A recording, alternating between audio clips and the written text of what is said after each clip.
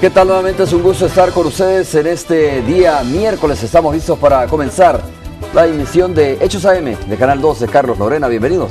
5:50 de la mañana, buenos días compañeros, es un gusto que siempre se informe con nosotros, de que inicie su jornada laboral bien informado con Canal 2 y bueno, para nosotros siempre será un privilegio comenzar la jornada con ustedes. 9 de diciembre, buenos días, qué bueno que nos acompaña Romeo Lorena, hay mucha información en espectáculos, deportes y bueno, a darle seguimiento a todas las cuestiones que han venido sucediendo en los últimos días, ¿no? Vamos a comenzar con una información positiva y es que con el fin de premiar a las mejores prácticas y promover la calidad en las organizaciones, el Estado salvadoreño entregó el Premio Salvadoreño a la Calidad. El gobierno de El Salvador, a través de la Secretaría de Gobernabilidad, reconoció a las empresas e instituciones públicas ganadoras de la edición 2015 del Premio Salvadoreño a la Calidad y del reconocimiento a las mejores prácticas. El Premio Salvadoreño a la Calidad, como el reconocimiento a las mejores prácticas, tiene 5 años de haber sido creado. Nace a finales del 2010 con una primera edición desde el 2011, con el objetivo de estimular tanto a las instituciones públicas como a las empresas privadas a adoptar una cultura de calidad. En esta edición, el ganador del premio fue la empresa El Salvador Textiles, LTDA de SB, mientras que el Ministerio de Hacienda obtuvo una mención especial por su esfuerzo en la búsqueda permanente de la calidad y la mejora del servicio. Es una gran alegría y es una gran satisfacción, pero a la vez es un gran compromiso para con nuestra corporación, para con nuestros colaboradores, para con nuestras comunidades y para con todos aquellos que han tomado parte de alguna manera en ganar este premio. Por otra parte, los 3 proyectos ganadores de reconocimiento a las mejores prácticas fueron Sistema Dual de Educación Formal, presentado por IDCAFEPADE, el programa de Reciclado y Estabilización de Pavimentos, una alternativa sostenible para el mantenimiento de la red vial de El Salvador, presentado por Fovial, y el modelo de atención a micro y pequeñas empresas basado en la alianza público-privada académica, presentada por CONAMIPE. Con imágenes de Eric Alfaro, este es un reporte de Víctor Mengíbar. Bueno, ahí está el reconocimiento a esta empresa que sin duda está generando empleo, ¿no?, de calidad para las personas, si se reconoce. Adelante, ahora vamos con Marcela Rivera, que se encuentra en El Salvador del Mundo. ¿Qué tal, Marcela? ¿Cómo está usted? ¿Cómo amaneció? Muy buenos días, pues acá con todas las pilas bien puestas. Y bueno, aquí nos hemos trasladado hacia la Plaza Salvador del Mundo para que usted, amigo televidente, vea cómo está el tráfico vehicular a esta hora de la mañana. Como se puede observar en las imágenes, está bastante fluido acá en la Alameda Manuel Enrique Arago, que es la que conecta con la Alameda Roosevelt y conduce hacia el centro de San Salvador. Bueno, vamos a ver cómo está el panorama acá en este lugar. Pues como se puede observar en las imágenes, está bastante fluido. Y en el otro sentido, en el sentido que conduce hacia el Paseo General Escalón, pues también está bastante fluido. Vemos que las paradas de buses ya se están llenando. Y bueno, también hacerle un llamado a ustedes, amigo televidente, que si va a transitar sobre esta arteria, que lo haga con mucha precaución, ya que los peatones están optando por cruzarse la vía y no hacer uso de la pasarela que está a unos pocos metros del lugar. Vemos acá un poco del panorama de estas paradas de buses. Ya los buses ya están viniendo, ya las personas ya se están subiendo desde muy temprano. Y bueno, también vamos a ver cómo está el tráfico vehicular sobre el Boulevard Constitución. Bueno, vamos a ver acá cómo está. Pues también a esta hora de la mañana se mantiene bastante fluido en este lugar. No hay mayores complicaciones, así que usted puede transitar normalmente en este lugar. Y bueno, y así el reporte de tráfico desde las inmediaciones de la Plaza Salvador del Mundo, compañeros. Con esto vuelvo con ustedes al estudio. Muchas gracias, Marcela, por la información. Bueno, sin duda la temperatura un poco baja, de verdad, a esta hora de la mañana. Gracias por tu informe, Marcela. Buenos días. Buenos días. Se le miraba con frío, ¿verdad? Claro. Sí. Es que no es costumbre. No es costumbre también percibir este tipo de temperaturas. Lo bueno es que andaba con las pilas bien puestas. Sí, sí, comenzando con buena actitud del día. Eso se llama actitud. Ajá, así es. Vamos a los principales titulares. El sector del Seguro Social respondió a los movimientos que está experimentando en su proceso o el proceso en su contra por presunto enriquecimiento ilícito. El funcionario de la administración del expresidente Mauricio Funes está fuera del país y se comunicó con Noticiero Hechos vía teléfono para referirse al caso. que esta es una persecución política contra la Cámara Segunda de lo Civil abrió el expediente contra el exdirector del Seguro Social, Leonel Flores, por un supuesto enriquecimiento ilícito. Flores, quien se encuentra fuera del país, dice que tiene toda la documentación y la forma de disolver las dudas que se ciernen sobre sus ingresos y bienes, aunque insiste en que todo el proceso en su contra es parte de un juego político. Yo no soy político. Han agarrado a la persona y te lo voy a decir claramente. Han agarrado a una persona que no tiene, digamos, poder económico ni poder político para salir adelante en los medios de comunicación. Pero tengo todas las constancias para poder salir adelante. El caso cada día da nuevos giros, como por ejemplo que una empresa radicada en Estados Unidos, de donde afirma obtuvo parte de sus ingresos, se desvincula de él. Flores dice que la empresa es de personas con las que tuvo relaciones de tipo familiar y de las que está distanciado por no prestarse a ciertas peticiones que le hacían valiéndose del cargo que ocupaba en el gobierno. Lo que yo me pensé es que esta gente llegara a mi despacho, al Seguro Social, a pedirme que le diera la limpieza de todo el Seguro Social. Cosa que no se puede. Eso va por licitación pública.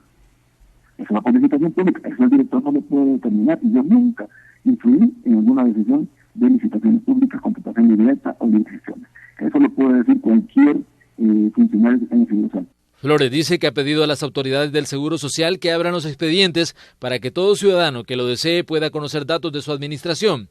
Por ahora señala que nadie en el seguro está hablando de faltantes. ¿A dónde está afectado el horario en el Seguro Social?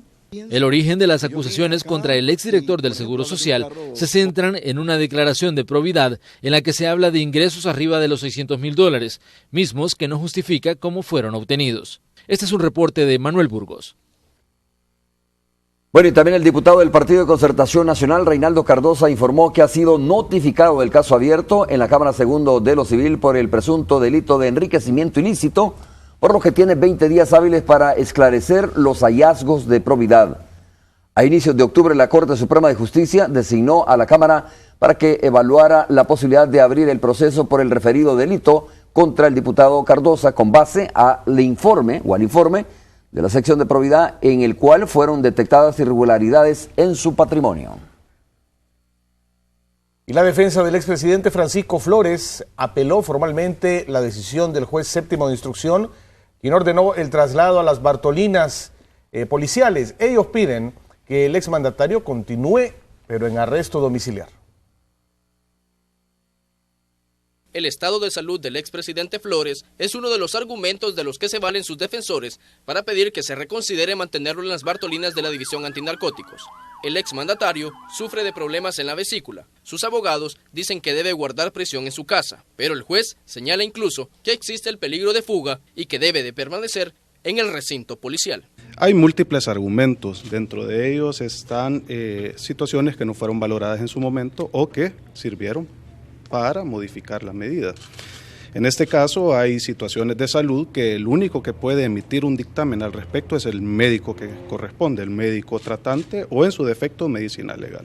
El exmandatario se encuentra en las instalaciones de la División Antinarcóticos desde el pasado 3 de diciembre. El juez Miguel Ángel García Argüello decidió revocar el arresto domiciliario. La defensa considera que no se tomó en consideración su actual condición física. Bueno, de todo es conocido cuáles son las condiciones en las Bartolinas, incluso de la DAN. Es limitado el espacio que se tiene, él necesita movilidad, necesita actividad y lastimosamente en el lugar ese no se cuentan con esos medios. Una vez presentada la apelación, el juzgado séptimo de instrucción enviará a la Cámara Primero de lo Penal la solicitud para que éste resuelva en un periodo de 3 días, aunque puede tomarse más tiempo para resolver.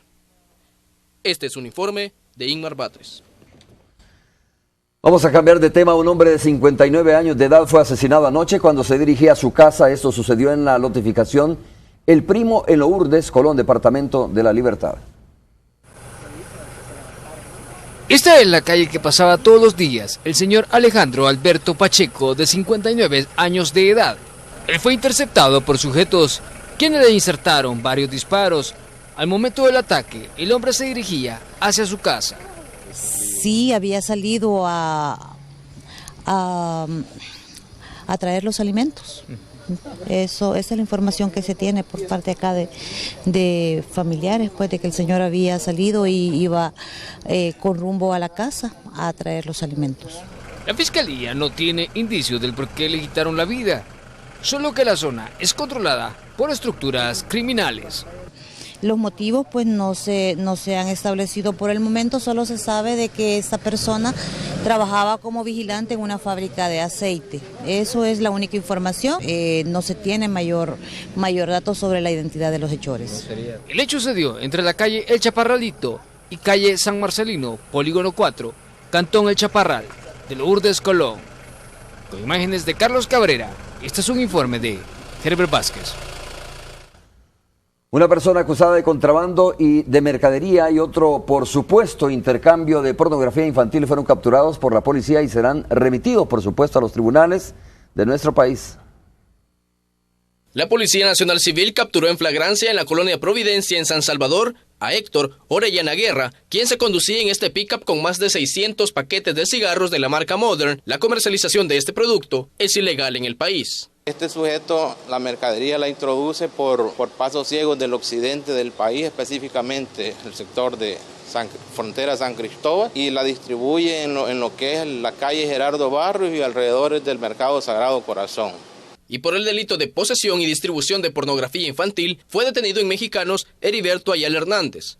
Esta persona fue capturada por la PNC luego que fuera alertada por el patrullaje informático que Ayala intercambiaba este tipo de material a través de Internet. Que este señor descargó a su equipo informático una gran cantidad de películas, de imágenes, ¿verdad?, las cuales fueron incautadas en un disco duro y 2 discos insertos en el equipo informático, un disco duro externo, y 2 del equipo informático, en donde se encontró todo este material que le fue incautado. Estas personas serán puestas a las órdenes de los juzgados correspondientes en San Salvador para que sean procesados por los delitos que cometieron. Las autoridades instaron a las víctimas a denunciar si han sido blanco de estos sujetos. Con imágenes de Gonzalo Tejada, informó Inmar Batres. El ministro de la Defensa, David Munguía Payés, dijo que busca redoblar esfuerzos para combatir la criminalidad. Asegura que en lo que va del año 2015 se ha registrado más de 6.000 homicidios y más de 200 enfrentamientos contra delincuentes. Ya habla de nuevos adiestramientos e incentivos hacia el personal, como la entrega de bono que beneficiará alrededor de 15.000 efectivos. ¿Cuánto sería ese bono que ustedes propusieron? Sí, yo en este momento no puedo revelar, esos son datos confidenciales que el señor presidente los está analizando y dependiendo de la recaudación entiendo que va a ser el bono. Lo que sí tengo entendido es que va a ser similar al que le van a dar a la Policía Nacional Civil. Y una requisa se realizó en el Centro Penal de Cojutepeque, en el departamento de Cuscatlán. Este procedimiento se hace para desarticular los intentos de los reclusos de planificar acciones en contra de la población, como extorsiones y amenazas. Según informó la Dirección General de Centros Penales, en el lugar las autoridades incautaron celulares, chips, microchips, un router, 20 manos libres y porciones de crack y marihuana. Las cifras de homicidios han estado variando en las últimas semanas. Según el registro estadístico del Instituto de Medicina Legal, en los primeros días de diciembre ya se registran más de 120 muertes violentas. Fluctuando en las últimas semanas, en unas bajan y en otras se disparan. En los primeros días de diciembre ya se registran más de 120 muertes violentas. Son 127 muertos los que ha habido hasta las 0 horas del día 7. O sea, esto es un promedio de 20 muertos diarios, lo que no es una disminución, sino un repunte de nuevo. Añade que esos datos no significan que hay una escalada de violencia este mes, ya que todo el año ha sido complicado y al parecer se terminará igual. No entendí mucho esa declaración de que la proyección era que íbamos a terminar con 6.000 muertos. En noviembre ya teníamos 6.000 muertos, más de 6.000 muertos. Y ahora pues vamos para arriba sobre eso. Los homicidios múltiples se han registrado con mayor frecuencia. El último tuvo lugar en la colonia San Pedro de Mexicanos. Las 3 víctimas, al parecer, se encontraban departiendo. Al parecer, miembros de pandillas, son personas que andan tatuadas. Hay unos que tienen tal vez relaciones con miembros de pandilla. En otro hecho, un empleado de la alcaldía de Apopa fue asesinado con arma de fuego mientras realizaba labores de limpieza sobre el kilómetro 12 de la carretera Troncal del Norte. La víctima fue identificada como Tomás Antonio Rivera, de 22 años. Los empleados del transporte colectivo también han sido blanco de la delincuencia. Jaime Alberto Marroquín, de 26 años, fue atacado al interior de un microbús de la ruta 38D. Atacado por un grupo de 3 sujetos cuando estaba laborando. Entonces, en el momento que esta persona se dio la fuga, la víctima fue alcanzada y fue rematada en el pica donde falleció. Mientras tanto, en la calle Antigua Huizúcar, en las cercanías de la hacienda Chaltecuán, 2 presuntos pandilleros murieron tras enfrentarse a elementos policiales. Este es un informe de Azucena Sandoval. Bueno, y también 2 presuntos pandilleros fallecieron luego de un enfrentamiento armado en el cantón Huiziltepeque de San Pedro Perulapán, departamento de Cuscatlán. Según las autoridades, al menos 6 miembros de estructuras criminales se encontraban en una casa destroyer de la zona cuando fueron sorprendidos por elementos de la Policía Nacional Civil que patrullaban dando paso a un tiroteo. Los fallecidos fueron identificados como Jorge Iraeta Morales, de 21 años, y Denis Correa Ruiz, de 15, ambos de pandilla o de las pandillas de la zona. Tras el intercambio de disparos, se decomisó un fusil M16. El anteproyecto de ley presentado por el Ministerio de Justicia y Seguridad que busca la reinserción de pandilleros fue discutido en una comisión de la Asamblea Legislativa, aunque diputados consideran que deben tomar otras medidas excepcionales para obtener buenos resultados.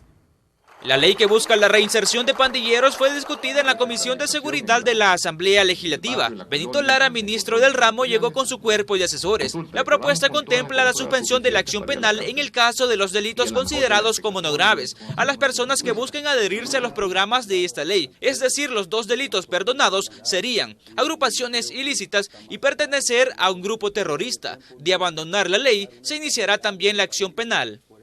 Las personas que hayan pertenecido a estos grupos, si ellos deciden acogerse a los programas o servicios, se va a suspender la acción penal, mientras ellos permanezcan en los mismos.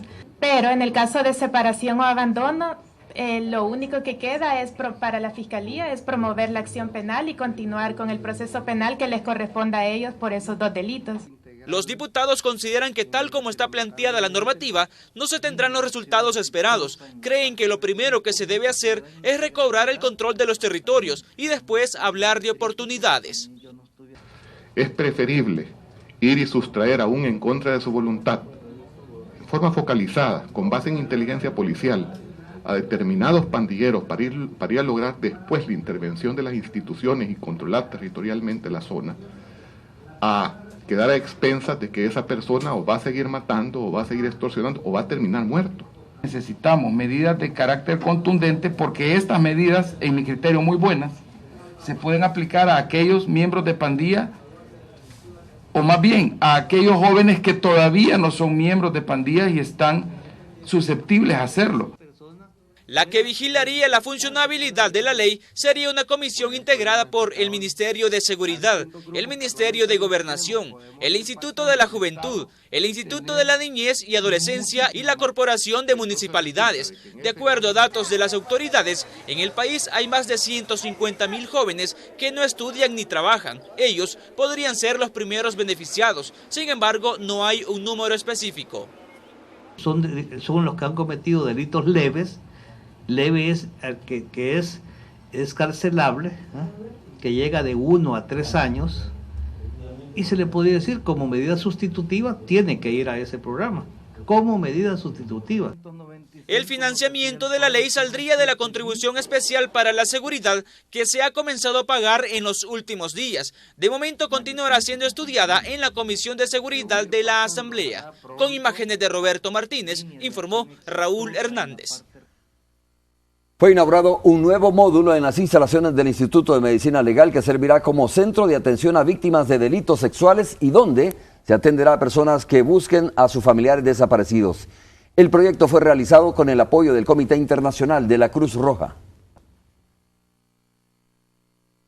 Apoyar a los familiares de una persona desaparecida es una tarea primordial.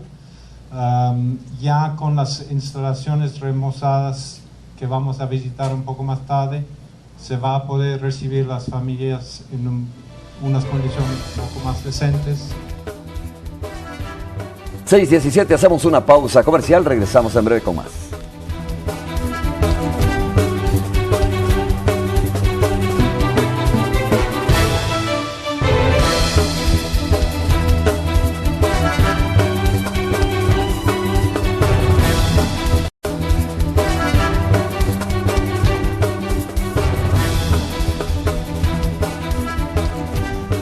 Alejandra Canales. Alejandra se fue de nuevo ahí al paso multinivel en Naciones Unidas. ¿Le gustó? Para saber cómo está ahora. Vimos cómo estaba ayer, ¿verdad? Antes de la inauguración. Generalmente se hacía un poco de tráfico, Alejandra, cuando estaba en su construcción, por lo menos esta primera fase. Pero ahora creo que la situación es distinta. Coméntanos cómo está el panorama. Así es, Romeo, buenos días. La situación es completamente distinta. El tráfico está prácticamente libre en este momento aquí en los contornos del redondel Naciones Unidas por el paso multinivel, obviamente. La población está haciendo uso de tanto del paso inferior como el paso superior. Igual siempre están utilizando el que conecta con la Jerusalén. Recordemos que es importante también esta conexión entre la zona del Pedregal, la Jerusalén y también el Roberto Dawison. Mire usted, pocos carros se observan que transitan, y es que creo que la habilitación de estos pasos ha despejado de sobremanera la salida de Santa Tecla. Al menos ayer el tráfico se redujo, y en este momento tenemos reportes que el tráfico también está bastante tranquilo, también en el Boulevard Monseñor Romero y en la Panamericana. Sin duda alguna se debe sentir el impacto, la población lo debe de sentir, lo debe de ver, y el tráfico vehicular se reduce significativamente. Así está el panorama a esta hora del tráfico vehicular aquí en el paso multinivel de Naciones Unidas. Puede utilizarlo, puede venirse por esta vía, no hay inconvenientes. Esto es lo que tengo, Romeo. Alejandra, estábamos viendo mientras tú nos mostrabas esas imágenes, tráfico SB también, una panorámica de la zona, ahí la tenemos nuevamente. Sí, que constata lo que ya Alejandra nos informa, bastante libre. La calle que viene de Merliot y que conecta con el Pedregal, que llega al redondel Naciones Unidas y está también fluido a esta hora de la mañana. Qué bueno. Y platicábamos cómo desde ayer se notaba que en la tarde ya estaba bastante fluido el tráfico en la Panamericana, o sea, como que se ha descargado el tráfico y ha comenzado a fluir al otro lado, ¿verdad? Habrá que ver, ¿verdad? Si es permanente. Sí, está la tendencia esta de que el tráfico aquí sobre la Panamericana frente al edificio Bicentenario estaba como se mantiene de esa manera. Sí, muy fluido. Ojalá. Gracias, Alejandra, saludos para ti. Bueno, mientras estamos viendo, continuamos con más información. Docentes públicos se encuentran en la etapa, o que se encuentran en la etapa del adulto mayor, marcharon para exigir nuevamente a las autoridades del gobierno el financiamiento para un retiro digno. La orden del señor presidente de la República para que agilice nuestro decreto de retiro digno. A pesar del cansancio por su avanzada edad, estos maestros marcharon y rodearon las 3 torres del Ministerio de Hacienda. Pedían audiencia con el ministro Carlos Cáceres, pero lejos de tener respuesta, les cerraron los portones de acceso. Una vez más demandaron un retiro digno que vaya acompañado de una compensación de 12 salarios.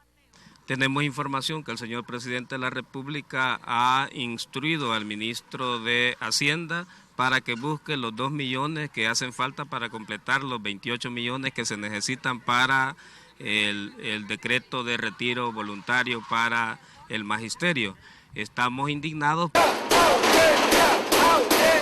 Insistieron en ser atendidos, pero su esfuerzo fue en vano. Aquí estamos los educadores exigiéndole al ministro de Hacienda la aprobación de los 2 millones de dólares para retirar a 1.432 maestros. La maestra María Daisy Cisneros llegó desde Cuscatancingo en San Salvador en espera de una respuesta. Tiene 57 años de edad y más de 30 de servicio. Considera justo que el gobierno le reconozca su empeño. Bueno, que ya tengo 37 años cumplidos de ser maestra trabajando con los jóvenes. Creo que ya es justo que nos retiremos, y así para que los nuevos maestros puedan ingresar a trabajar. Doña María Rosa García es otra maestra, tiene 63 años de edad y no le importó viajar desde Zacatecoluca a La Paz para luchar por su retiro, más una compensación, pero lamentó que no se les escuchara. Falta de apoyo a los maestros y que recuerde él que un maestro lo educó a él también. El grupo de maestros y maestras que cumple los requisitos para retirarse se ha dividido en dos. El primero se iría el año 2016 con 12 salarios de aprobarse el decreto. Por más esfuerzo no fueron atendidos. Estos maestros, todos adultos mayores, afirmaron que no descansarán hasta lograr su objetivo. Volverán a la calle esta semana. Con imágenes de Ricardo Tovar, Claudia Cusco. El Ministerio de Educación resaltó los logros alcanzados durante el año lectivo 2015 con la estrategia de los paquetes escolares y la implementación de los programas sociales como Vaso de Leche. En el caso de alimentación y salud se invirtieron 30 millones de dólares, mientras que en la entrega del Vaso de Leche 5 millones. Para 2016 se invertirán 48 millones de dólares en la entrega de paquetes escolares, incluyendo bachillerato. Para el próximo año tenemos ya los 2 uniformes de los bachilleres, ¿sí? Tenemos, el año pasado dimos para primer uniforme, hoy los bachilleres van a tener segundo uniforme, va a cambiar el uniforme, va a ser blanco y va a ser beige, ¿verdad? Que es lo que estamos nosotros cambiando para que así vayan alternando en esta parte y haya una diferenciación. Nos separamos un momento, hacemos una breve pausa. Cuando regresemos, nuestros invitados ya se encuentran aquí en el estudio de Canal 12 para hablar sobre este tema. Mire, ahí está. Y nuestros invitados también, corrupción en la FIFA y el alcance en El Salvador.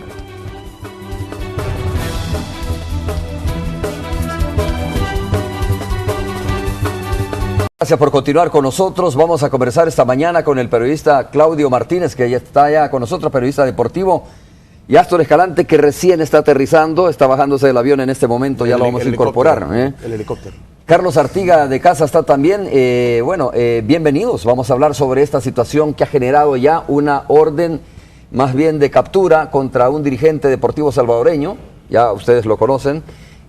Vamos a hablar de esta persona también y sobre qué significa una difusión roja. Ahí va a ser importante la opinión de Astor Escalante. Si una difusión roja significa ubicación o captura, porque hubo una interpretación de la Sala de lo Constitucional de nuestro país. A propósito, ¿recuerda usted de aquella orden de captura contra los militares o una orden de ubicación de los militares que se refugiaron en un cuartel de nuestro país y luego dijeron, mire, la Sala dijo, mire, una orden, una difusión es una orden de captura, ¿no? Ya no es ubicación como algunos lo interpretaron en ese momento. Así es que, Claudio, muchas gracias por estar con nosotros. Bienvenido. No, gracias a ustedes por invitarme. Bueno, Carlos. Qué gusto, Romeo, nuevamente. Siempre me da un gusto compartir con Claudio. Se nos llena de humo el set. ¿Por qué? Pero hoy no viene a vender humo, dice. Bueno, vende humo, Claudio. Se dedica a eso. Un poco, dice. ¿No has visto el header en el Twitter de Claudio? Tiene justo el humo que le sale de la cabeza. ¿En serio? Claudio, véndenos humo en torno a tu análisis sobre esta situación. Para poner en contexto, Claudio, este tema de la corrupción de la FIFA, la investigación impulsada, hay que decirlo, es una investigación impulsada por los Estados Unidos, ¿verdad? Bajo sospechas iniciales sobre operaciones raras, digamos, financieras, y bueno, comienza una investigación y ahora tú ves la fiscal de los Estados Unidos actuando fuertemente, incluso en países centroamericanos y el nuestro. ¿Cómo comienza esto, Claudio? Recuérdanos. Bueno, comienza con las investigaciones que hace el Departamento de Justicia de Estados Unidos, el FBI, y comienza, o nosotros nos enteramos, por las detenciones que se producen en el hotel de Suiza, en Zúrich, en mayo de este año, donde capturan a ejecutivos de la FIFA, la mayoría miembros del comité ejecutivo, ese selecto grupo de 24 directivos, y también algunos dueños o ejecutivos de empresas de marketing que son los que sobornan a estos ejecutivos, ¿no? Esto que fue un shock en la madrugada de Zúrich, ahí en el famoso hotel donde normalmente se hospedan y se siguen hospedando los miembros de la FIFA cuando van a congresos y todo eso. Se produce eso, y se detiene y luego se extraditan a una cantidad de federativos en un nivel alto, ¿no? Esto que viene ahora es un segundo nivel de la mayoría. Podemos, si hacemos escala, podemos poner los que capturaron en mayo están arriba. Ahora tenemos un nivel un poquito inferior y se sospecha que esto no termina acá y que va a venir otra serie de detenciones y de acusaciones. Una segunda o tercera oleada. Una tercera sería, Oye, claro. Claudio, todo el mundo se pregunta, bueno, Joe Avalanche, ¿no? Está todavía, por decirlo así, libre, ¿no? Avalanche. Perdón, Joseph Blatter, perdón, está libre y aparentemente... Suspendido. Libre pero suspendido. Sí, pero está libre. Y todo el mundo dice, ¿cómo es que Blatter todavía está libre? ¿Y cómo es que no está capturado, pues, después de que es la cabeza de todo esto, se supone? Y te ¿no? pregunté por Avalanche porque Avalanche ya se pronunció al respecto, Sí. ¿no? Y Avalanche ha dicho que Blatter sabía Él todo. sabía, por supuesto, es una obviedad, pero dicho de Avalanche, sorprende porque realmente ambos se han cuidado las espaldas todo el tiempo, ¿no? Y por eso, entre otras cosas, es que ninguno ha ido preso. Van ¿no? tras el Cresú, todas estas investigaciones para llegar finalmente a Joseph Blatter. Sí, lo que pasa es que quizá es el que más se ha cuidado y por eso ni siquiera, obviamente no tiene orden de arresto, está simplemente suspendido por un comité de ética. Y yo creo que en definitiva van a llegar porque la impunidad que tuvo en todos estos años le ha hecho cometer algunos errores, ¿no? Cuando uno ve que no pasa nada, que puede delinquir sin El nivel problema. de confianza tal vez, Claro. o la En algún sobrado, momento, ¿no? La soberbia tal claro, vez. en algún momento uno baja la guardia, ¿no? Y ya han salido algunos correos electrónicos, algunas cosas que en los que está involucrado. A ver, Astor Escalante ya está con nosotros. Astor, bienvenido. También muchas gracias por acompañarnos, por estar con nosotros. Ya bajamos, sí, ciertamente. Sí. Haciendo una curva peligrosa en la autopista que utiliza. Sí, frente a el multinivel, cuidado ahí también, ¿verdad? Exactamente. No, bueno, yo esto lo veo ciertamente como una oportunidad para entrarle de lleno al fútbol nacional. Yo creo que incluso los que casi no vemos fútbol, como en mi caso, que no tenemos como mucha intromisión en el fútbol, pues queremos, amamos a nuestra selección nacional. Quisiéramos que la selección nacional fuera diferente, que nuestro fútbol en general fuera diferente, y lo veo como esa oportunidad que se tiene para también tomar acciones específicas de nuestros países.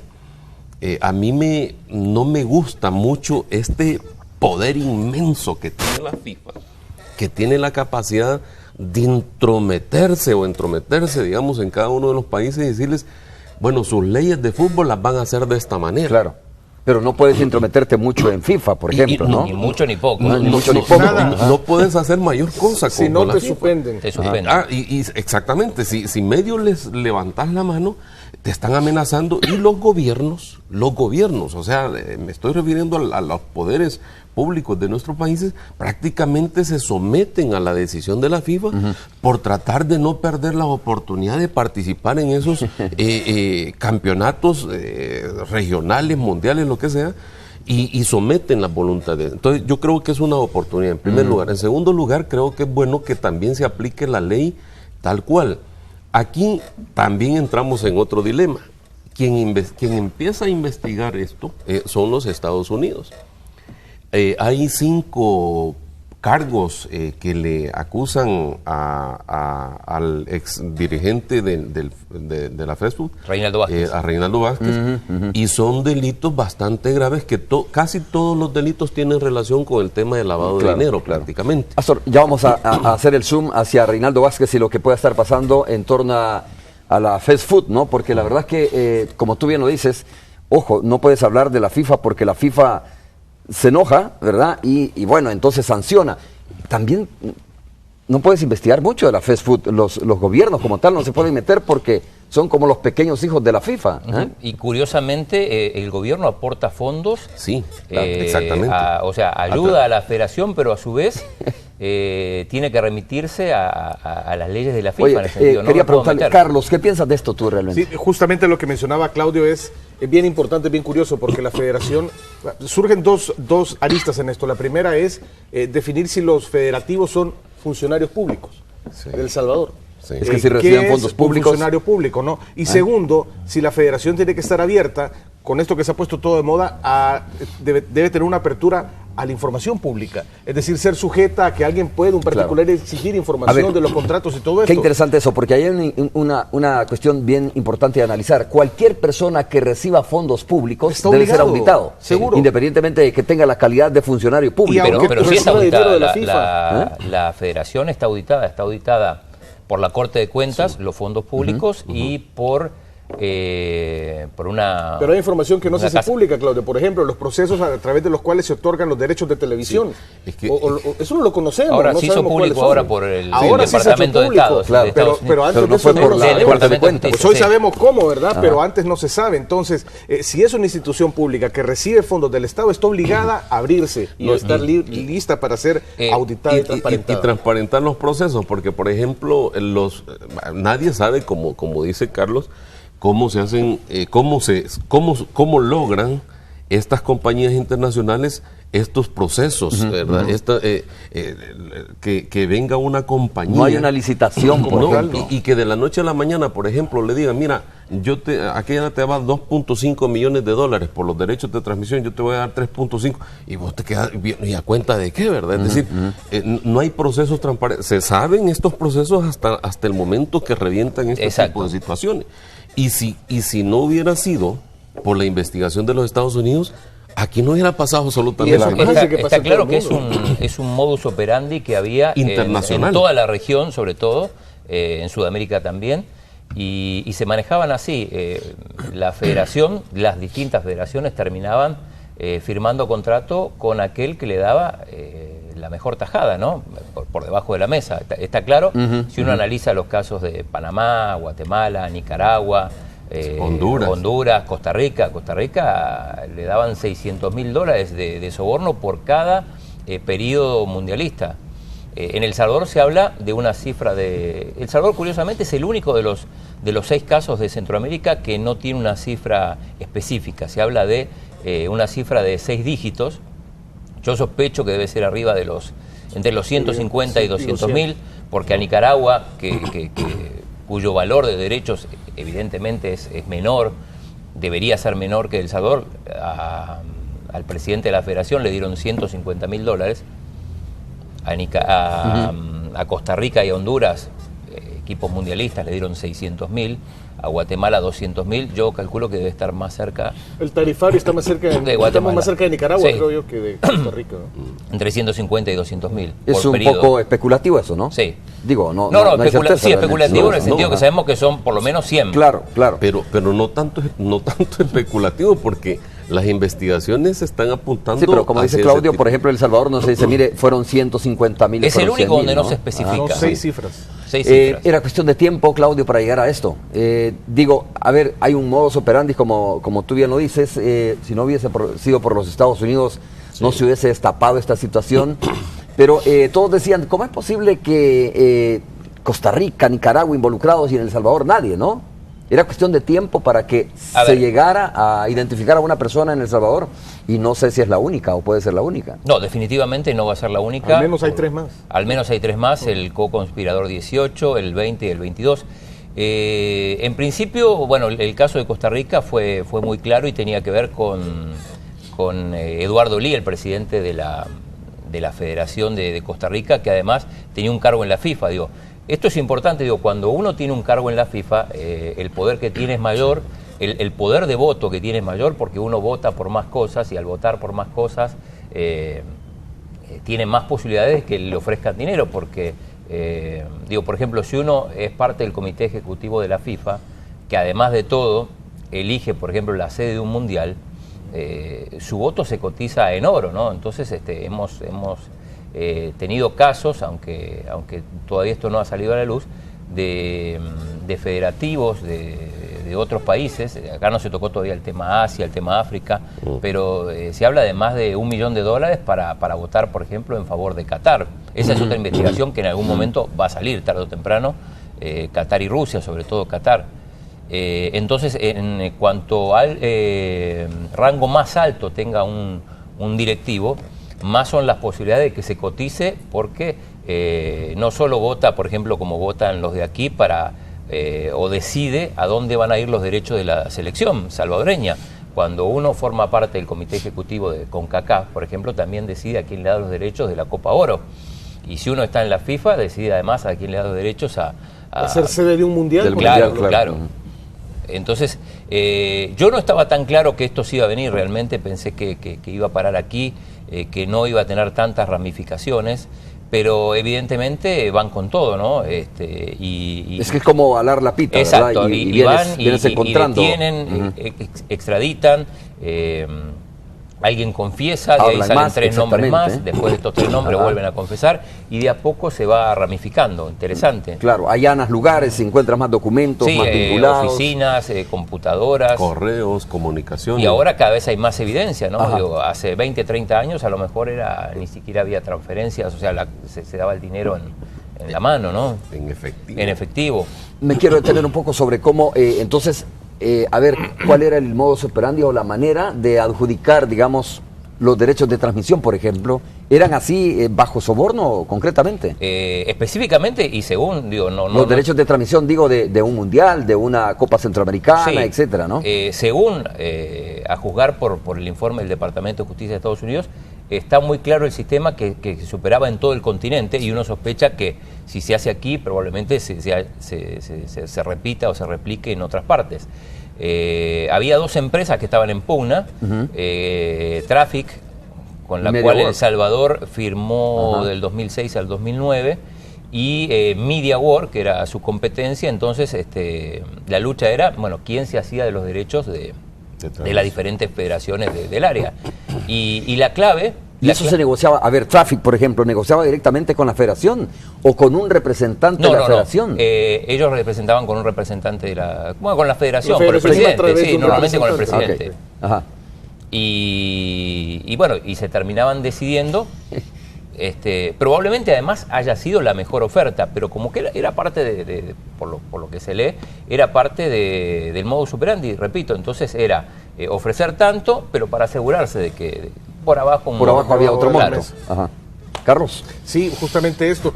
Y hay que hacer énfasis en lo que menciona Claudio.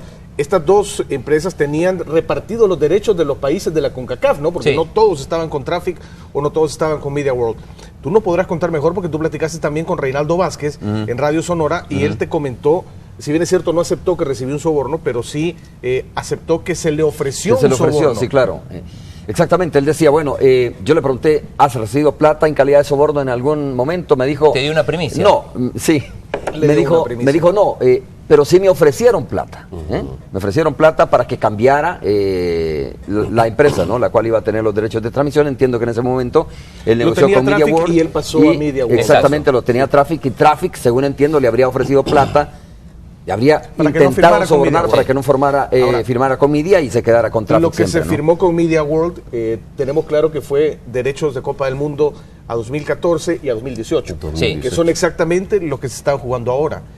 Una pregunta y un planteamiento interesante, creo que adelantaba sobre esto con Astor hace unos días en radio, es si alguien aquí en El Salvador va a levantar la mano y va a comenzar a revisar los contratos que Media World ha celebrado en El Salvador, una empresa que se vale de medio fraudulento para lograr su objetivo en El Salvador, o si no fueron en El Salvador, si firmaron en Miami, por ejemplo, bueno, con personas, sean naturales o jurídicas, salvadoreñas, porque la adquisición del derecho de transmisión de los partidos de fútbol de la selección de El Salvador fueron adquiridos de manera fraudulenta, es decir, fueron adquiridos con se podría hasta decir, y Astor nos explicará mejor, con una voluntad viciada. La voluntad no se ha manifestado de manera pura, simple, sino que ha habido un pago, ha habido un soborno. Y los vicios de la voluntad, usted sabe, Astor, que nos llevan a posibles causas de nulidad de contratos.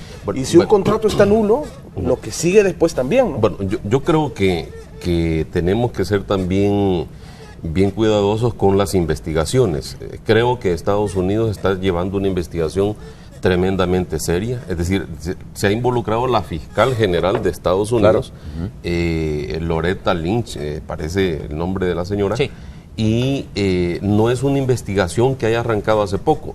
¿Qué es lo que debe hacer o que se estará tal vez haciendo aquí en nuestro país? La Fiscalía General de la República tiene una unidad de asuntos legales internacionales, y la unidad de asuntos legales internacionales tiene que ver con este tipo de situaciones, con este tipo de investigaciones, tiene que tener coordinación, colaboración con las diferentes entidades internacionales, entidades diplomáticas que tienen relación con el país en materia de investigación de hechos delictivos. Si aquí Estados Unidos está investigando y ha procesado a 16 personas, ha capturado a una cantidad de personas y hay personas salvadoreñas, a mí no me cabe la menor duda que ya están investigando acá y deberán estar revisando ese tipo de información. El problema, Carlos, hay que decirlo claramente, que digamos, un contrato aguanta con toda la letra que le pongas. No, el solo examen de un contrato no te va a decir aquí hubo soborno, aquí no hubo soborno. La información que puedan estar virtiendo algunas de las personas ya capturadas y el tratamiento que le dé principalmente Estados Unidos a esas informantes, a esas personas. Bueno, algunos no solo han confesado, sino que han devuelto millones de dólares. Exacto. Algunos entre ellos Ricardo Teixeira, por ejemplo. Tienen que devolver unos 156 millones y empezó a devolver 25 millones, por ejemplo, de dólares. Entonces, estas personas estarán dando información. O sea, la firma del contrato no constituye sospecha. No porque, bueno, el problema, Romeo, es un acto jurídico. Es un acto legal y tiene todos los componentes. El tema va a ser, digamos, la información periférica hay que partir de algo, Astor y Romeo y Claudio. Un contrato que cumple con los requisitos legales y las formalidades establecidas por la ley del país donde se celebre, se presume válido. Sí. Entonces, por más cuestiones que estén sucediendo alrededor, el contrato sigue siendo válido mientras tú no provees en un juicio. Es que yo creo que la clave de esto no ha sido los contratos, sino más bien los hallazgos, ¿no? Hallazgos como correos electrónicos, por ejemplo, testimonios, allanamientos en donde se ha decomisado equipo informático y bueno, todo eso, llamadas telefónicas. A mí no me cabe la menor duda que Estados Unidos estará investigando incluso las cuentas de las personas señaladas. Porque si te señalan, por ejemplo, 5 cargos que tienen que ver con el tema de transporte de dinero, buscar mecanismos para estafar, para sorprender, indudablemente Estados Unidos estará buscando todas las cuentas. De hecho, en el informe aparece un cheque que gira Fabio Tordín, que es un hombre clave aquí, el hombre de Media World, porque evidentemente su testimonio ha sido fundamental para que se desate todo esto. Hay un cheque de $10.000, que es una cifra que aparece bastante en el capítulo de la Federación, porque es lo que se pagaba como fee, como arancel, de soborno porque los federativos aceptaran jugar un partido amistoso con la selección, ¿no? Y hay un cheque de $10.000 que giran desde Florida a la cuenta de una de las empresas de Reinaldo Vázquez. Este es un punto clave y Reinaldo, por ejemplo, una de sus defensas es yo no estuve involucrado en el tema fútbol después del 2010. Sin embargo, este cheque de Fabio Tordín llega en septiembre del 2014, o sea, 4 años después de que él se va de la federación. Yo le pregunté a Reinaldo por ese cheque, no recordaba específicamente el monto, pero él dice que tenía una amistad con Tordín y que producto de esa amistad a veces le mandaba dinero para algunas cosas, pero es difícil Y sospechoso sobre todo. Sí. O sea, no explicó por qué le mandaba esa plata, simplemente producto de una amistad. Sí, pero no decía que era como regalo, sino para hacer cosas acá, como que le hacía favores acá, pero no puedo explicar a quién Claudio, le daba ese estamos dinero. hablando del presidente de la Comisión Normalizadora, ¿no? Tú te recuerdas que fue cuando de alguna manera se configuró la FESFUT. Y 2010. Pero la pregunta es, bueno, estamos hablando de esa época y estamos hablando de Reinaldo Vázquez. ¿Los actuales directivos los crees limpios? ¿Crees que realmente están desvinculados con este tipo de situaciones? Porque se habla de otras personas, ustedes mencionaban ya... Bueno, de hecho, uno de ellos ya tiene nombre, el 22. Y estuvo el con 22 y el aquí. 18, ¿cuál es el otro, no? El 22 estuvo con nosotros aquí, bueno, El se 22 presume, estuvo con nosotros. Sí, Francisco Peñate lo tuvimos aquí como invitado, tú recordarás. Pero ¿no? ¿está vinculado ya directamente él? Pues ¿Está directamente señalado? oficialmente nadie ha dicho, oficialmente no, pero es evidente que sí, porque hay un dato también clave en el informe del Departamento de Justicia que habla de una reunión en Miami el 2 de septiembre entre el co-conspirador 22 y Fabio Tordín. Esta reunión, y es interesante... Este es Peñate, ¿no? El que estamos viendo Sí, en pantalla, es el que denunció, el que denunciaron los jugadores, y especialmente los que están en el extranjero. Es con quien conversamos aquí con el caso Sí, de los pero ahí lo jugadores, denunciaron ¿no? porque dicen que se vestía mal. Pero Sí, pero también señalaron en términos generales a la actual Federación Salvadoreña de Fútbol. Dijeron, hay corrupción, ¿no? Incluso otros jugadores internacionales como Stoico lo dijeron muy francamente. Sí, pero la verdad, o sea, yo creo que lo dijeron sin argumentos. Ahora un poco coincide. Pero lo olían. Sí, es que a ver, si vos decís hay corrupción en una federación y ponerle cualquier nombre, probablemente no te equivoques. ¿Cuáles son, Claudio, las acusaciones directas contra Peñate? Si es que las hay, o qué indicios lo que hay decía ahora? Peñate es lo siguiente. En el informe hablan del co-conspirador número 22, que se reunió en Miami con Fabio Tordín el 2 de septiembre, y el motivo de reunión, que es curioso, de este año, el motivo de reunión era para ir a reclamarle el pago de un soborno, que eran $10.000 por 2 juegos, por el juego de Chile en Rancagua y por un juego con Honduras, creo que fue en Washington, por el que él había acordado que le iban a pagar $10.000. Esto obviamente por debajo de la mesa, no era el dinero que recibía la federación. Y como no se lo había pagado, entonces dice el informe que se fue hasta Miami a reunirse con él, y que incluso después hubo una carta donde amenazaban que si no le pagaban ese dinero, esos $10.000, podía tener problemas con la renovación del contrato para el año 2022. Entonces, cuando la federación dice, bueno, nos vamos a apoyar en la fiscalía para que nos ayude a investigar todo eso, yo lo primero que dije, y tuve la posibilidad de hablar con Hugo Carrillo, que es el tesorero de la federación, digo, bueno, la primera investigación que tiene que hacer es cuál de los 7 integrantes del Comité Ejecutivo de la Federación estuvo en Miami el 2 de septiembre. Claro. Curiosamente, porque en algún momento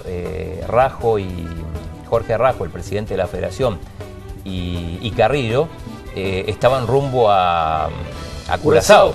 Entonces había una posibilidad de que incluso pasaran por Miami. Exactamente, pero no. La otra pregunta es, ¿esta persona actuó a título personal? Exacto. Peñate. ¿O eso es era lo que un dice emisario de la Federación Salvadoreña de Fútbol, no? Pues eso no se sabe. Tenían conocimiento. Sí, pero eso es lo que tienen que arrojar las investigaciones. Bueno, no, ahí viene el punto. Entonces, cuando yo le consulto a Hugo Carrillo, él dice, mira, ni yo ni el presidente fuimos a Miami porque estábamos con la selección en Curazao. Y por las dudas, aclaro, dice, fuimos vía Panamá. Ni siquiera pasamos por Miami para hacer la escala, porque también podría... Lo que sí mencionó es que ha sido a título personal el viaje de Francisco Peñate a Miami, que en efecto estuvo en Miami el 2 de septiembre de este año, que es la fecha que se menciona en el informe del Departamento de Peñate, Justicia, perdón, como la fecha ¿no estuvo en esta conferencia que dio la Federación? No, fue el único ausente, y de hecho... Había pedido permiso, dijeron, ¿no? Sí, pero permiso para, no para ausentarse de la conferencia, permiso para ausentarse por un periodo del Comité Ejecutivo de la Federación, además de admitir ante sus pares de la Federación que definitivamente él había ido a título personal a Miami en esa fecha y que se había reunido con Fabio Tordín. No sé si ahí en la intimidad dio los detalles.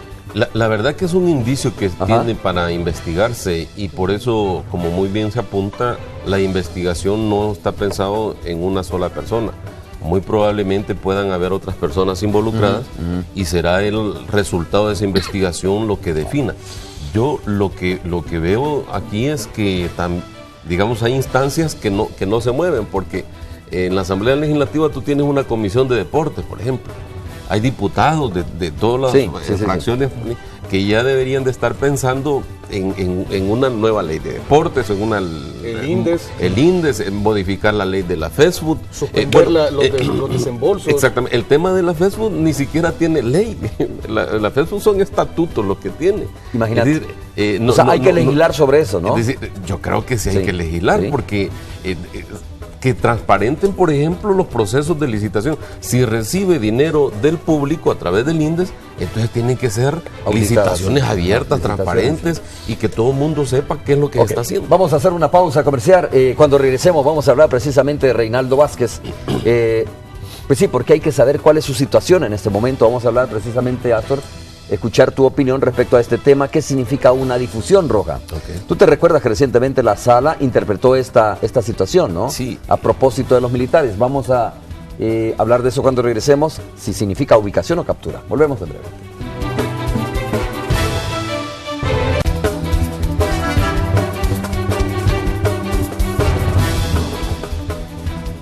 Bueno, tal como dice Carlos Artigas, conversé con Reinaldo Vázquez recientemente vía teléfono y me explicaba, me dice, estoy sorprendido de esto, o sea, no me lo esperaba. Le dije, ¿de qué estás hablando, Romeo? ¿Estás consciente que puedes ir capturado para Estados Unidos? Y me dice, sí, eso me preocupa. Lo único que puedo decir es que me ofrecieron soborno, pero no he aceptado soborno. Bueno, dio su explicación, digamos, Reinaldo, ¿no? En una conversación así muy ligera y muy rápida. No alcanzó a le decir pregunté si estaba aceptado, escondido, no, y me dijo que no tenía por qué estar escondido, que estaba con su abogado, etcétera. Astor, cuando Interpol dice difusión roja, pues, ¿qué significa eso, no? Para el caso de Reinaldo Vázquez. Bueno, según la actual interpretación de la Sala de lo Constitucional de la Corte Suprema de Justicia, difusión roja implica orden de captura internacional. ¿Inmediata? Sí, es decir, yo en mi vida de abogado penalista he sabido que la orden de difusión roja es prácticamente una orden de captura. Y hasta antes de la situación de los militares no se había discutido si era o no era. Ya, de hecho, ya se habían hecho procedimientos en el país con órdenes internacionales, con difusiones rojas, y se le había dado el procedimiento, se habían capturado a violadores, asesinos, y se habían hecho los trámites respectivos para entregarlos a los países que lo estaban reclamando. Lo único que se te demanda luego es que haya un convenio entre los países para poder entregarle a la persona. Creo que sería interesante y qué bueno que tenemos a Astor aquí para que lo pueda explicar, porque surge mucha confusión con respecto al tema. Viene una orden internacional, llamémoslo de manera genérica, ¿no?, hacia El Salvador para detener a alguien, pero hay dos cosas que son distintas, ¿no? La orden de extradición y la orden de captura. Sí. En este caso parece que solo se mandó la orden de extradición, pero no puedes proceder si no hay orden de captura, y es lo que la Corte... Pero ¿cómo funciona esto, Astor? Astor, sí. lo manda el Interpol a la Corte, ¿qué es lo que manda? ¿Qué hace la Corte? ¿A quién le pasa después la pelota a la Corte? ¿Cómo funciona? Hay un procedimiento donde interviene la Corte Suprema de Justicia, la Fiscalía General de la República, incluso el Ministerio de Relaciones Exteriores. Pero para el tema específico de una orden de difusión, quien interviene directamente son las policías. Nosotros somos uno de los 182, no sé si 186 estados que pertenecemos a la Interpol. Claro. O sea, nosotros somos Interpol. Entonces viene una orden de localización, una difusión roja. La misión que tiene es capturar a esta persona. Una vez capturado, lo entrega a las autoridades y las autoridades hacen ese trámite con el país que lo está reclamando. En este caso, la Corte Suprema de Justicia lo que le ha dicho a Estados Unidos es que le mande la orden de captura allá, la orden de captura que tenían. Y con esa orden de captura pues van a hacer el trámite respectivo. Pero igual es una cuestión de días, ¿no? Es una cuestión de días. Y técnica. Y tienen evidentemente que localizarlo y ponerlo son 5 cargos por los que se acusa. Y es una cuestión evidentemente de forma esto. El fondo no está afectado, es en realidad lo que procederá, casi se cumplen las formas, es que se proceda a la captura de la persona señalada y se le envíe de regreso. De hecho, el análisis que hace la Sala de lo Constitucional es que esa difusión roja coincide con lo que establece el 327 del Código Procesal Penal, que a la difusión roja le da categoría de orden de captura. O sea, ahí ya no hay discusión al respecto. Inmediatamente es extraditado de los Estados Unidos entonces, en este caso. Exactamente. Una vez que finalicen todos los procedimientos, tienen que extraditar. Perdón, pero en la realidad, ¿no? ¿Es clave la captura de Vázquez para indagar y para seguir sobre el 18 y el 20, etcétera? Definitivamente el testimonio de Vázquez, como lo han sido otros testimonios, va a ayudar a esclarecer y a saber más de lo que pasó en El Salvador. Por el momento, gran parte de lo que se sabe del Salvador yo creo que viene a través de las declaraciones de Fabio Tordín, ex ejecutivo de Traffic y después de Media War, y de ahí donde aparecen el número 18, el número 20 y el número 22, que ahora sabemos que es Juan Francisco Peñate. A ver, ellos saben, o sea, el 18 tiene un nombre y apellido, el 20 también, simplemente que como no están acusados, a diferencia de Reinaldo, es que no aparecen los nombres. Lo cual no quiere decir que no puedan ser acusados en un futuro, ¿no? Totalmente, No, claro, sí, claro. sí. O sea, creo que por cuestiones de ¿qué? De procedimiento. De procedimiento. Sí, no se hace público el nombre, ¿no? Pero ¿verdad? Estados Unidos debe saberlo. Tiene ya, me imagino, el nombre de estas personas, el 18 Pero y el cuando lo 20. interroguen a Reinaldo, no le van a preguntar si sabe quién es el 18, le van a decir, o el 20, le van a decir específicamente cuál es su relación. O, por ejemplo, digo, Sí. en el caso de los derechos para el 2014, a Vázquez se le acusa de recibir dinero y de compartirlo con el 18. Entonces, digo, ahí no le van a preguntar por el 18, van a decir, bueno, usted le dio dinero a fulano de En tal. realidad le van a pedir su versión de los Exacto, hechos, ¿no? sí, Porque le van a pedir que ejerza una defensa, recordemos, y no perdamos de vista que también en este caso debe haber una Pues defensa sí. técnica para, para en este caso Reinaldo, El debido ¿no? Y él tendrá que proceso dar en este debido caso. proceso. Oye, entonces, a ver, si se ha compartido con esto, podría ser cuestión de tiempo para decir también, mire, se gira orden de captura contra Se el viene 18 y el 20, ¿no? Sí, una nueva ola, digo, Sí. tranquilamente puede pasar como... Claudio, esta es una sacudida. Yo creo que todos presumíamos que algo raro había en la federación, los jugadores lo habían dicho, lo percibíamos, este tema de los amaños que se puso de moda también, eso, ¿no? Romeo, Ajá. uno se pregunta, Claudio Astor, ¿qué estará pasando por la mente de los amañadores, verdad? En este momento, en medio de todo esto, porque muchos de ellos dijeron, bueno, ya los federativos, ¿cuándo? Porque sabían algo, ¿no? Ayer hubo un comunicado entre comillas, porque no está firmado por nadie, pero curiosamente sale de algunos de los jugadores estos acusados, sobre todo de los sancionados de por vida, donde dice, bueno, nosotros al final teníamos razón cuando acusamos a los federativos. No lo hacen en forma global y pero sobre todo apuntan a Juan Francisco Peñate. Pero la verdad es que en su momento los jugadores no tuvieron ni siquiera una sola prueba para acusar a la federación en su momento. Aún cuando ya estaban perdidos, ya habían sido suspendidos. Además hay una diferencia también muy importante y es algo que se mencionaba. Los jugadores amañaban partidos, los federativos amañaban contratos, la venta de derechos, el arreglo de partidos, es decir, con quiénes iba a jugar. Pero la diferencia resalta en esto, Romeo y Astor y Claudio, que en el caso de los jugadores, el amaño no tiene pena. Hablando jurídicamente, porque ya fueron sometidos a juicio y no se les pudo procesar, ya fueron absueltos, pero en el caso de los federativos sí puede haber pero depende, pena de prisión, depende, Carlos, qué legislación se esté aplicando. En el caso de Estados Unidos justamente son delitos concretos.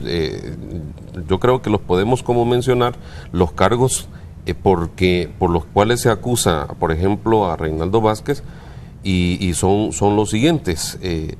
Habla de asociaciones delictuosas, dice, para llevar a cabo un acuerdo a sabiendas de participar en actividades de crimen organizado.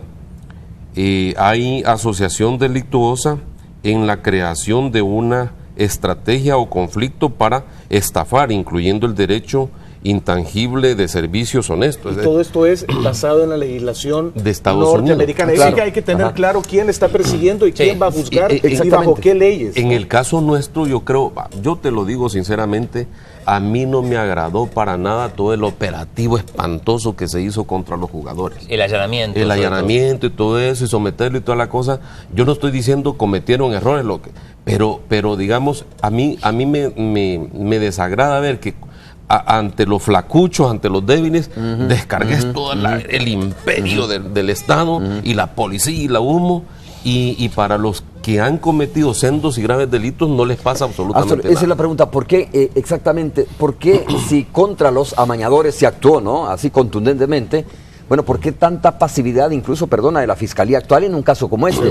O simple y sencillamente no tenemos jurisdicción y diga, mire, esta es una investigación que hacía Estados Unidos y por lo tanto nosotros como Fiscalía, como Asamblea Legislativa, como tú bien lo mencionas, no podemos hacer nada y no nos tenemos que meter. Mira, yo creo que la Fiscalía tiene que dar explicaciones al respecto porque, repito, tiene una unidad de asuntos legales internacionales. Habría que ver desde cuándo arrancó la investigación en Estados Unidos y si hubo comunicación, coordinación, solicitud de información, colaboración entre la Fiscalía salvadoreña y la Fiscalía de Estados Unidos.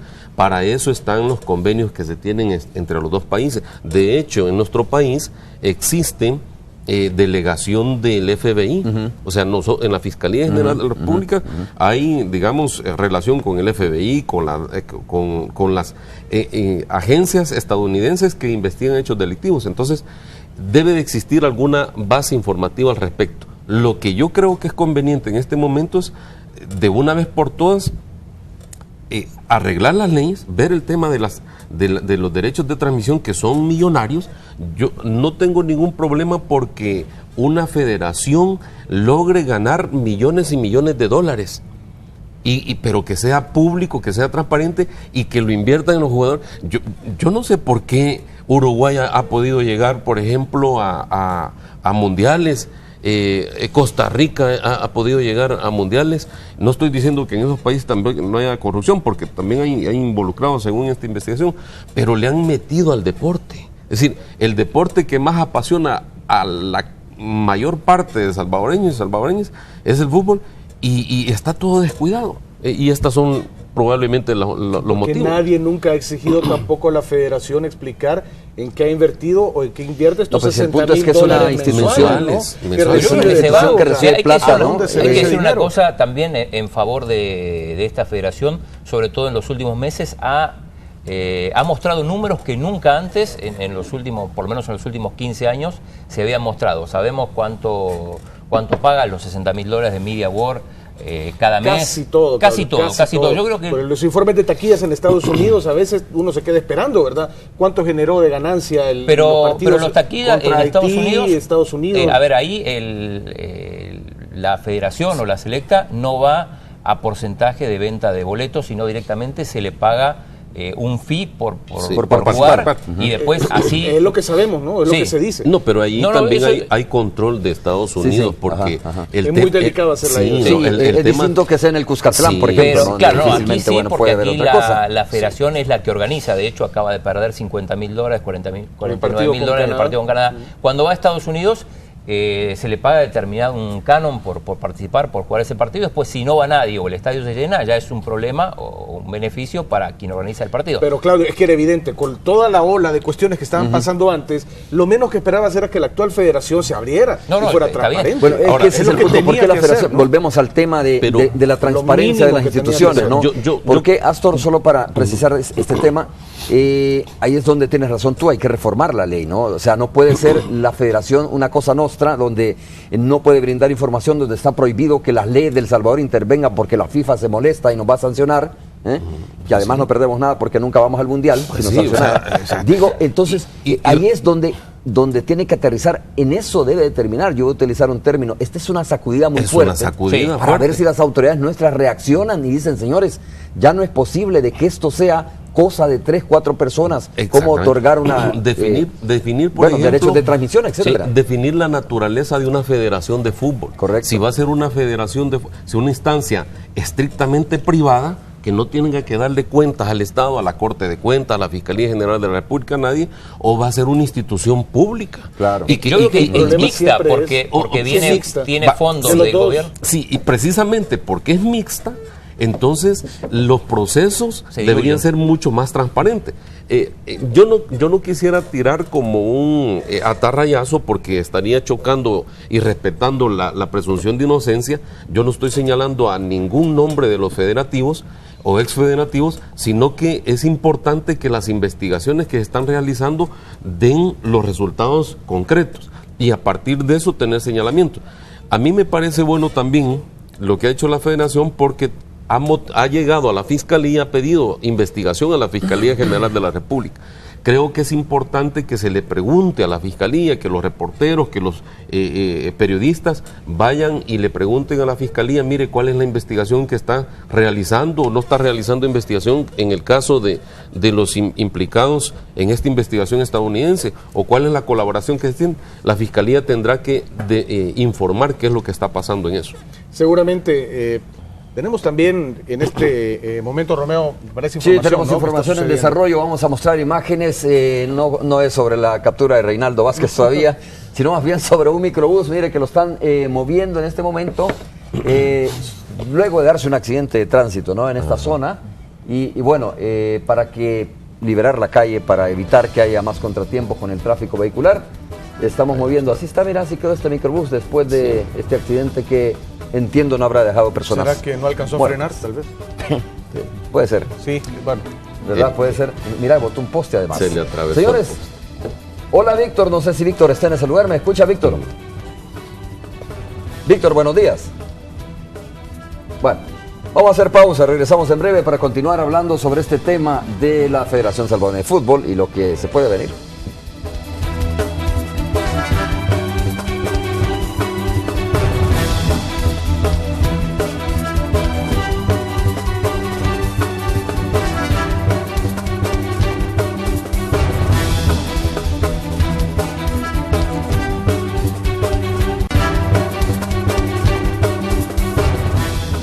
Bueno, estamos de regreso, gracias por continuar con nosotros. Sería especulativo, ¿no? Comenzar a conjeturas, más bien comenzar a decir quién es el 18, quién es el 20. Pero eso es una cuestión, tanto es una el cuestión... 18 como el 20 tienen dentro del informe que presentó el Departamento de Justicia de Estados Unidos un perfil. Un perfil y un nombre. Puedes tener una lista pero de 30 el nombre no está, lo saben, pero no. No, pero sí, puedes elaborar una lista de 30 nombres fácilmente o menos y ahí está el 18 y el 20. Sí, porque en el caso del 18 se habla de un ex federativo de alto rango, previo a la gestión de Reinaldo Vázquez, y que seguía manteniendo influencia con la federación de aquel entonces, del 2009. Y del 2010 está claro, por lo que dice y por los años en los que se le menciona que... O sea, lo delimita. Sí, que fue en el periodo que tuvo como presidente Carlos Méndez Cabezas. No necesariamente tiene que ser él, pero sí habla de un alto rango en ese comité ejecutivo que presidía él. Seguro. Ahora, aparte de esto, lo que mencionaba Romeo antes de irnos a la pausa es importante. ¿Qué viene después? Porque yo mencionaba en un blog que comparto que lo importante aquí es... La oportunidad que se presenta es corregir las cosas que se hicieron mal en el pasado, que no se sigan haciendo evidentemente en el futuro, pero ¿será posible evitar que las cosas que se hicieron mal en el pasado sigan surtiendo efectos? Yo creo que es de tomar manos a la obra, por eso es que yo hablo de estructurar bien una ley. Fíjate que, por ejemplo, en el tema de los derechos de transmisión está como, digamos, no está regulado.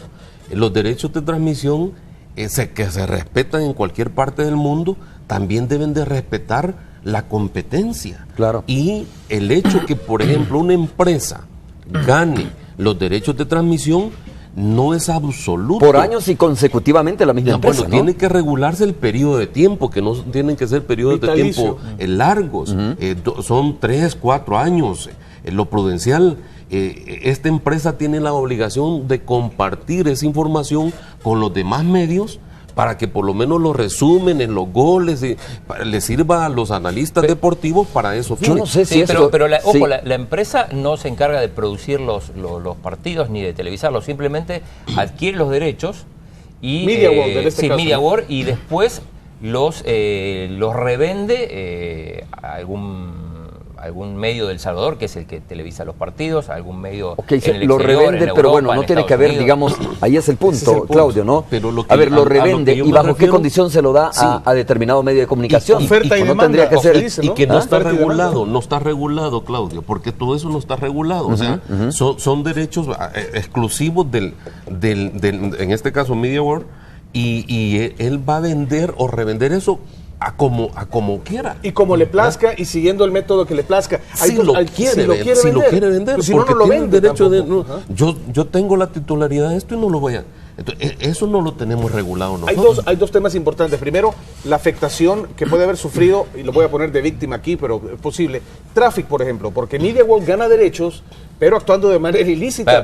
Y Traffic puede haberse visto afectado también porque no fue parte de esto. Lo que queda claro en este informe es que tanto Traffic como los Media dos World están untados. utilizaban el soborno, el mismo mecanismo para obtener derechos. Ahora, por lo tanto, al final, quien toma la decisión, al final lo que tiene que decir, bueno, este me da más tanto y este me da tanto. Pero digo, las dos grandes empresas que compraban derechos, las dos están involucradas. y las dos usaban el mismo mecanismo. Y son investigadas las dos entidades. Ahora, el tema de la venta de los derechos de televisión es justamente la federación lo cede a una empresa internacional, en este caso Media World. En ese momento, y es lo que es cuestionable, la federación se desvincula de los derechos de la selección de fútbol, porque ya los vendió. Entonces ya no le importa a la federación, que es la titular de los derechos y que los vendió. La palabra tal vez debería ser ceder, no vender del todo, porque la federación debería retener alguna potestad sobre los derechos televisivos de la selección, en pos de lograr una mayor difusión, ser equitativa, ser justa, etcétera. Pero el problema es que la federación viene, los vende y se olvida de ellos. Y el dueño 100% de los derechos es Media World. Media World decide si los vende, si no los vende, a quién se los vende, cómo se los vende, si solo le va a decir a uno, si le va a decir a todos, si nada más va a llamar a alguien y le dice, mira, solo contigo quiero hacer trato. O sea, el problema no es ese, el problema es cómo lo negocia la federación. Pues o a quién se lo vende la federación, o bajo qué mecanismo. Las condiciones en las que la federación da los derechos. Y esa es la investigación que tiene que hacerse, porque justamente, yo repito, no es malo que una federación logre una millonada de dinero en la venta o la cesión de los derechos de transmisión. Lo malo es el mecanismo que... ¿Qué pasa después? Lo que pasa exactamente, después. Y las afectaciones que tiene también nuestros países. La federación, como dueña de los derechos de selección, perfectamente puede vender condicionalmente, es decir, o ceder los derechos. A Media World, ok, se los cedo, son suyos, me pago esto. Ahora, usted como Media World tiene la condición y la obligación de abrir una licitación a los diferentes medios de comunicación, cederlos de esta forma, darle la oportunidad a todos. Pero así eso, Carlos, lo debería vender la federación. Claro, pero la federación por sí sola no lo va a hacer. Aunque pase este escándalo, este relajo, si no se legisla sobre eso, no lo va a hacer, ¿verdad? Va a seguir digamos, aquella libertad que no es libertad de mercado, sino libertinaje de mercado, y aquí sálvense quien pueda, y van a seguir este tipo de abuso. Estamos claros que es responsabilidad que se le debería obligar de la federación. Y de la Asamblea Legislativa regular eso. Claudia. Del informe se desprende otra cosa que uno tenía sospechas que podía pasar, pero ahora quedó claro. Sabíamos que con el tema de los derechos de televisión hay mucho dinero en juego y era probable que ahí se escapara algún dinero por debajo de la mesa. El otro punto interesante y que me sorprendió un poco tiene que ver con los partidos amistosos. Alguien de la federación, el 20 y sobre todo el 22, cobraban soborno por aceptar jugar partidos, por ejemplo, con Argentina, con Chile, con Colombia, con Ecuador. Digo, ya lejos de considerar que es un mérito haber conseguido jugar un partido contra Argentina, sobre todo cómo venía la selección con el tema de los amaños, resulta que alguien cobró comisión, o sea, soborno, por decir sí. O sea, Media World le pagó $60.000 por 3 partidos en el 2002, 2 en Dallas y en Houston y 1 en Washington, porque la selección fuera a jugar. Y esto me lleva a otra cosa. Hace más o menos yo calculo unos 8 años, la selección cobraba más o menos unos $60.000 por ir a jugar, ¿no? A Estados Unidos, generalmente. Principalmente a Estados Unidos, porque es un mercado fuerte, ¿no?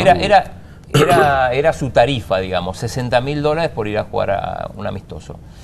Nada que ver con otras selecciones, México, por ejemplo, que cuando va a jugar un amistoso en Estados Unidos, juega en Chicago, en Phoenix, en San Diego, un montón de lugares, cobra arriba del $1.000.000. Bueno, el monto del Salvador, la tarifa eran $60.000.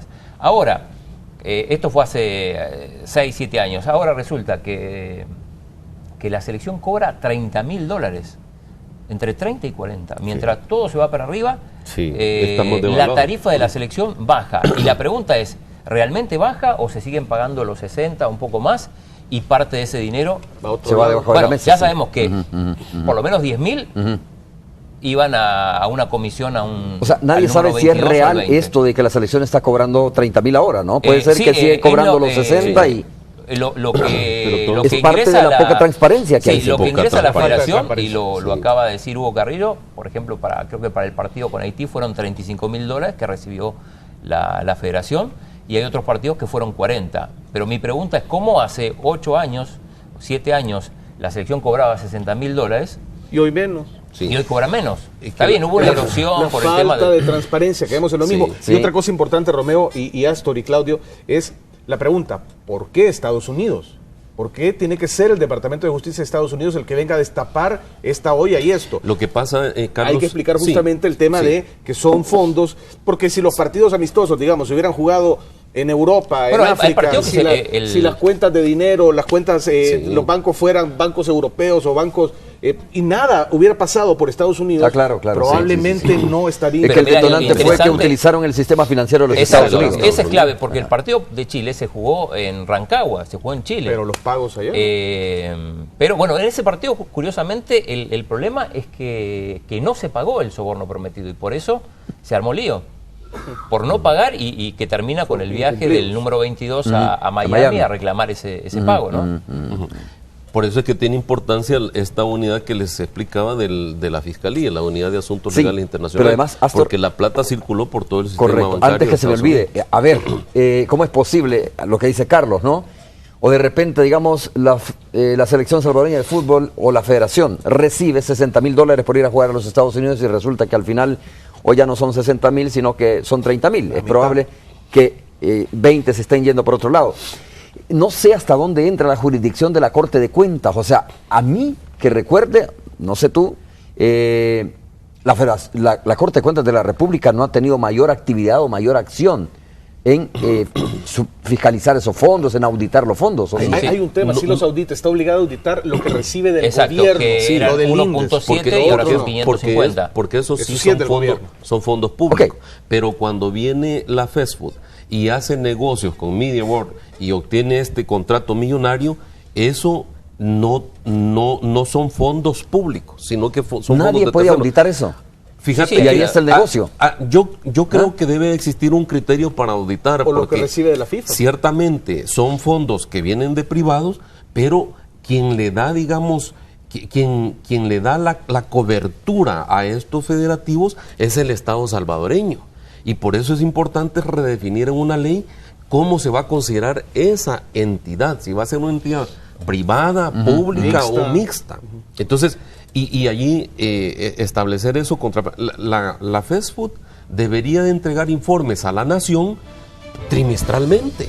Es decir, bueno, este trimestre hemos hecho esto con la búsqueda de los seleccionados. Este trimestre fuimos a jugar con Guatemala, con México, no sé.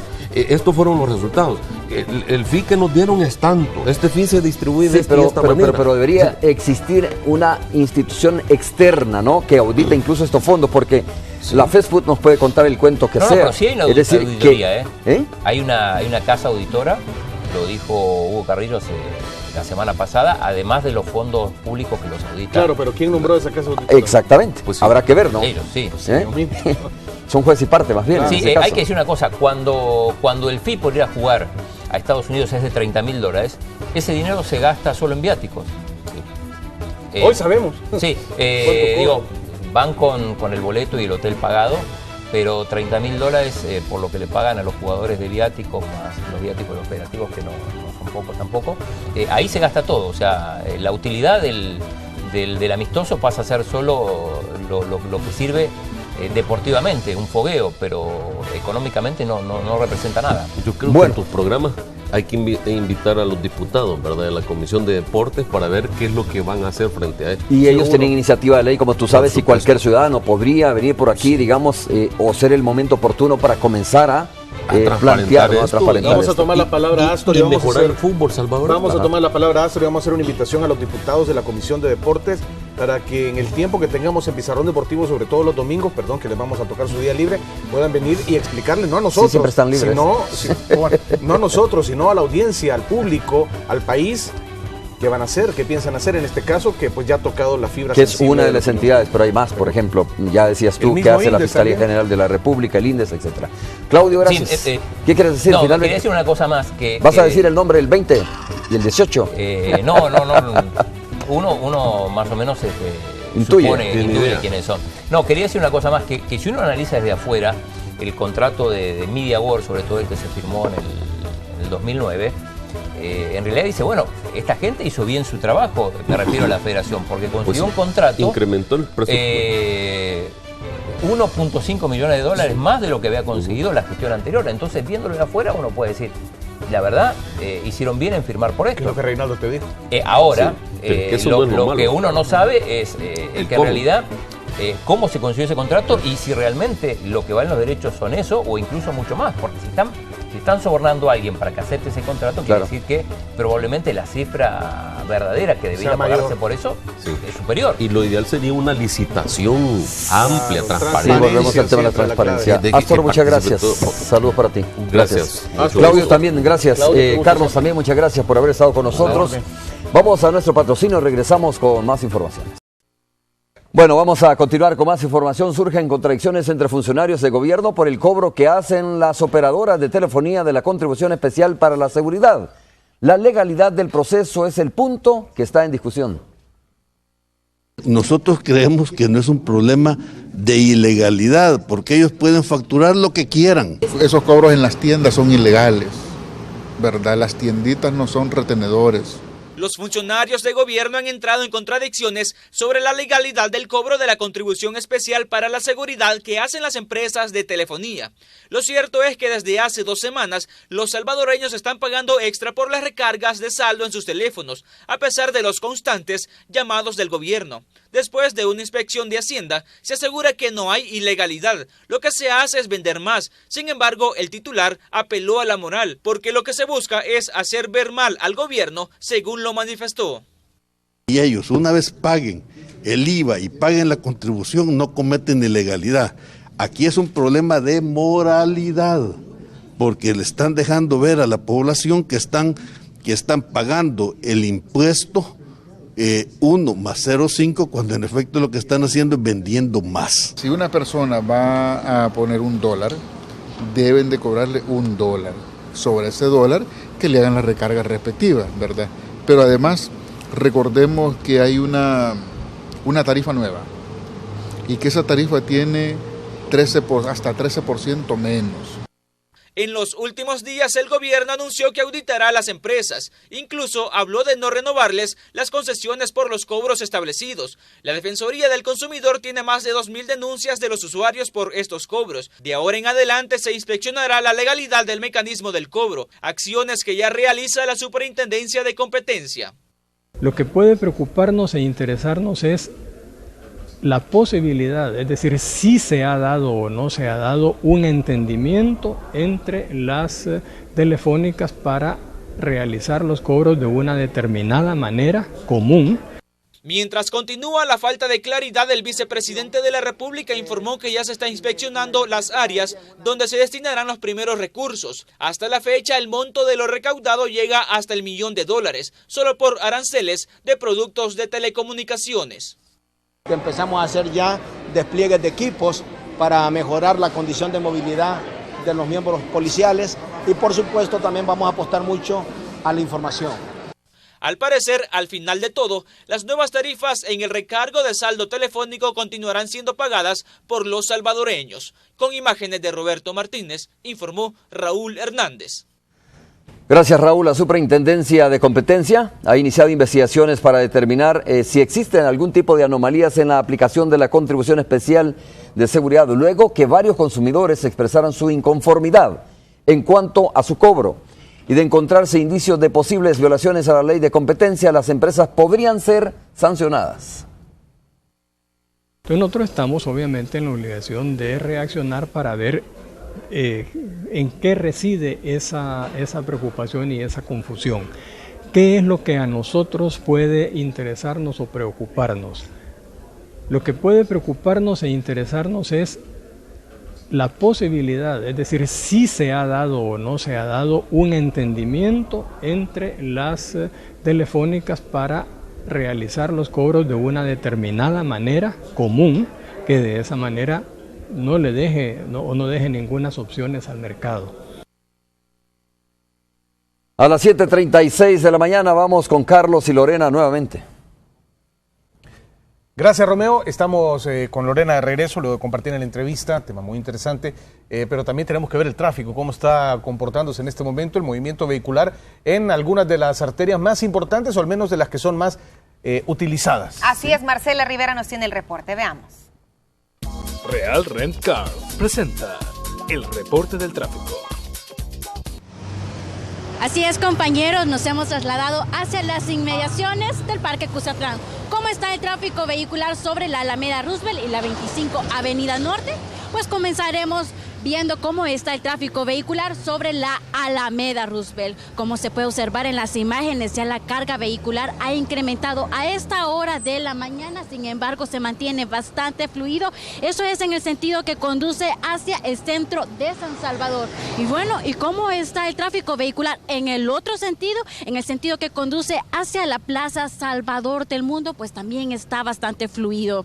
No hay mayores complicaciones a esta hora de la mañana. Recordar que esta es una de las arterias más transitadas. Y bueno, también vamos a ver cómo está el tráfico vehicular sobre la 25 Avenida Norte, en el sentido que conduce tanto hacia la Universidad de El Salvador como el que conduce hacia la colonia Ibu. No hay mayores complicaciones, pero sí es necesario que se tomen las precauciones necesarias a la hora de conducirse sobre esa arteria, ya que hay muchos peatones que se están cruzando las vías y no están haciendo uso de las pasarelas, así como ya se lo había mencionado anteriormente. Así que las precauciones necesarias y a salir temprano de sus viviendas para evitar cualquier tipo de congestionamiento, ya que recordemos que ya estamos cerca del 24 de diciembre y estos congestionamientos son más frecuentes acá y en otras arterias. Y esa es la información que les tengo, compañeros. Vuelvo con ustedes. Bueno, llegamos al final. Nuevamente, gracias a ustedes, gracias por habernos sintonizado.